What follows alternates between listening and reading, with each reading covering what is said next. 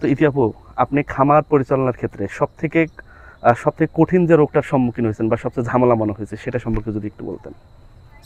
আসলে ম্যাস্টাইটিসটা একটা উন্নত জাতের গাভীর জন্য সচরাচর পাওয়া যায়, যদিও সেটা আমরা চেষ্টা করি যে মানে সমস্যা হওয়ার আগে সমাধান করার জন্য। তবে এটা একটু ফেস হতে হয়, কিন্তু আল্লাহর রহমতে এমন কোনো ক্ষতি হয় না এটার জন্য, কিন্তু হয় দেখা দেয় এটা। এবং আজ থেকে কয়েক বছর আগে এফএমডিতে আক্রান্ত হয়েছিল, কিন্তু এফএমডিতে হচ্ছে আমি দুইটা জিনিস বুঝতে পারছি। একটা হচ্ছে সাইলেন্ট।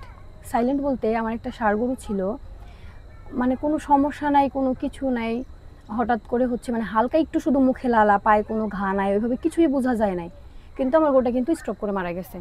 কিন্তু যেটা আমি বুঝতে পারছি, আর বাকিগুলা কিন্তু আস্তে আস্তে এগুলার যে লক্ষণগুলো এগুলা দেখা দিছে, আমরা পরিচর্যা বলেন, চিকিৎসা বলেন দিতে পারছি, আলহামদুলিল্লাহ সেগুলো কিন্তু রিকভারি হয়েছে। কিন্তু ওইটার ক্ষেত্রে, কারণ ওইটা হাত মানে ফুট মাউথ ডিজিজ যেটা আমরা, এটা কিন্তু এফএমডি। মানে মুখে এবং পায়ে আমরা দেখি নাই, মানে ওটা কোনো বোঝা যায় না, ওটা হচ্ছে মানে হার্ডে কোনো না কোনোভাবে এটাই হয়ে মানে স্ট্রোক করে মারা গেছে। এরকমটা করা হয়েছিল, কিন্তু এখন আল্লাহর রহমতে ওইরকম মানে এটা কয়েক বছর আগে এটা ঘটছিল শুধু। আপু, দুগ্ধবতী যে খামার, এখানে সফল হওয়ার আসলে রহস্যটা কি আসলে? আচ্ছা, প্রথমত দুধের খামার যদি আমি করি, খাবার ব্যবস্থাপনা, ঘাসের চাষ, উন্নত জাতের গরু এবং ভাগ্যের একটা বিষয় আছে। এটা হচ্ছে মূল কথা। আসলে ভাগ্য। আল্লাহ সবাইকে সব জিনিস দেন না, এবং সবাই সব জিনিসে কিন্তু সফল হতে পারে না। সত্য, ট্রু। আমার যে খামারের জায়গা, আমার যে পরিবেশ, যে কেউ গেলে আগে আমার পরিবেশের কথাটা বলবে যে এত গরু, এত দামি গরু, চোখ শান্তি লাগবে গরু দেখলে, কিন্তু পরিবেশের কথাটা বলবে, এটা আগে বলবে। কারণ ওই পরিবেশ থেকে আমি সর্বোচ্চ চেষ্টা করি, কারণ যেহেতু আমার নাই, না হইলে কি আমি থেমে যাব? না। আমার তো নাই। আমি ওইখান থেকেই করব, আমার গরুর যেটা প্রয়োজন সেটা আমি দেই। কিন্তু আমার গরুকে সেম আমার মতো অত বিলাসিতা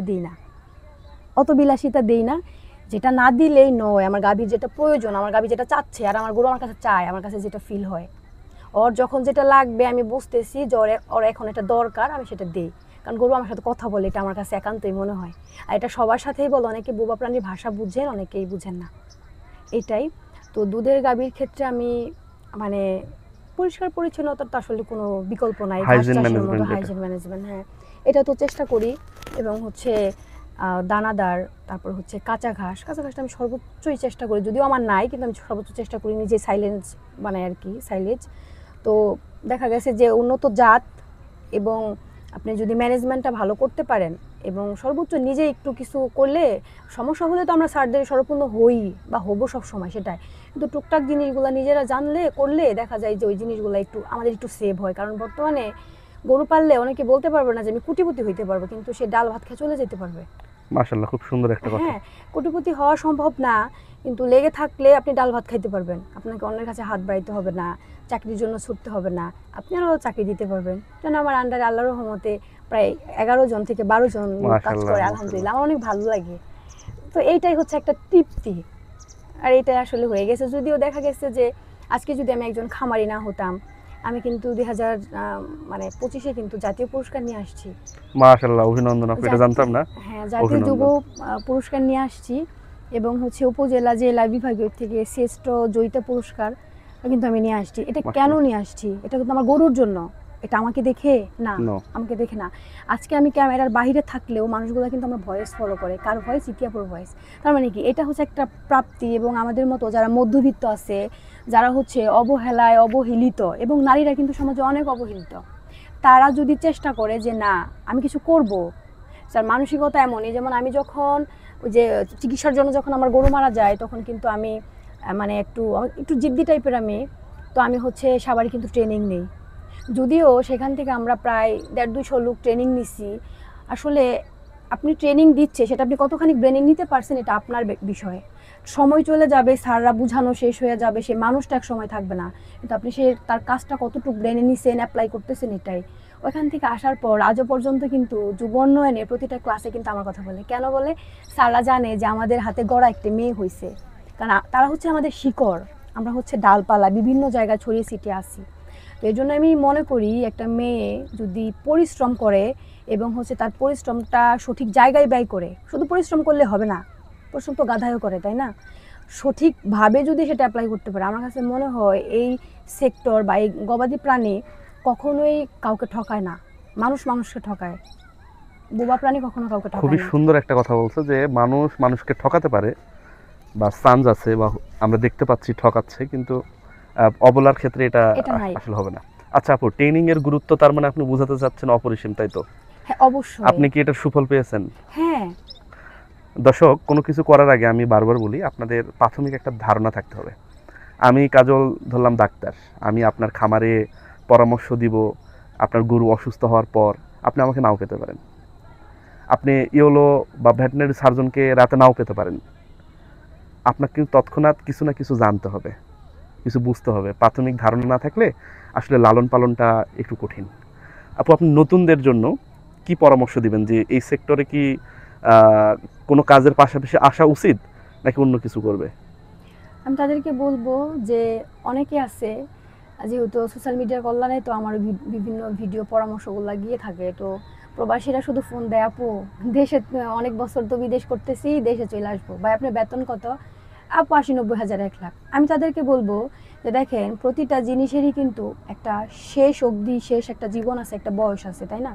আপনি যতটা পারেন, কারণ এই খামারের পাশাপাশি যার আউট ইনকাম না থাকবে সে কিন্তু টিকতে পারবে না। Very good. এর জন্য আমি তাদের বলবো যে আপনি ইনকাম করে দেশে আসেন, তারপরে কি করবেন? বসে খেলে তো সব কিছুই শেষ হয়ে যাবে, তখন আপনি সেটা একটা সাঁতার কাটার মতো অ্যাপ্লাই করবেন। কেন? কারণ আমরা এই যে সাঁতার কাটা, ছোটোবেলায় সাঁতার কাটছি, ভুলি নাই কিন্তু, তাই না? তো এইভাবে আস্তে আস্তে আস্তে আস্তে আপনি সেই জিনিসগুলোকে মানে অল্প আসুক বা আপনার আন্ডারে বা আপনার জন্য কিছু মানুষের কর্মসংস্থানের ব্যবস্থা হোক, দেশে এসে কিছু করেন। আর হুটহাট টাকা আছে, দেশে সিসি ক্যামেরা লাগাইয়া গরু ফার্ম করবেন। অনেকে আমাকে সিসি ক্যামেরা ফুটেজ দেখো, আমি এগুলো দেখতেছি, আপনার চোখের দেখা আপনি কি সিসি ক্যামেরা দিয়ে এগুলো ট্যাকেল করেন? কোন সময় করেন?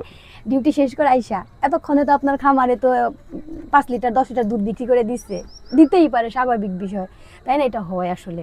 এবং আমি যখন সিলেটে একটা খামারে গেছি, আমাকে সে লন্ডনে থাকে, আমাকে তার খামারে নিয়েছিলেন যে আপু শুধু আপনি দেখবেন আমার খামারে ভুলটা কোথায় আছে, আমার খামার কেন আমি কিছু করতে পারতেছি না। আলহামদুলিল্লাহ আমাকে সে নেওয়ার পরে আমি একটা দেখলাম, তাদের তো টাকা পয়সার অভাব নাই, একটা রুমে গুডাউনে তার খাবারে পোকা ধরে গেছে, গরুকে দেওয়ার মানুষ নাই। রাখাল কয়জন জানেন? 5-6 জন রাখাল, এবং এক্সট্রা 2-3 জন মহিলা শুধু তার আম্মাকে সেবা করে, মানে একদম ভিআইপি বা এটার ইয়াটা আর কি। তো দেখলাম যে ওইখানে যে নষ্ট হইলে মালিকের হইছে, রাখালের কি, তাই না? আর এই সেক্টরে আসলে আমাদের শ্রমিক ভাইদের মানে এমনই ডিমান্ড, সরকারি চাকরির চেয়েও বেশি। ভুক্তভোগী আমরা, এক প্রকার এটা আমরা ভুক্তভোগী। ভালো রাখাল পাওয়া যায় না, মানে একটু যদি গরুর জানে তাইলেও তার বেতন ডিমান্ড দেখায় 25,000 20,000।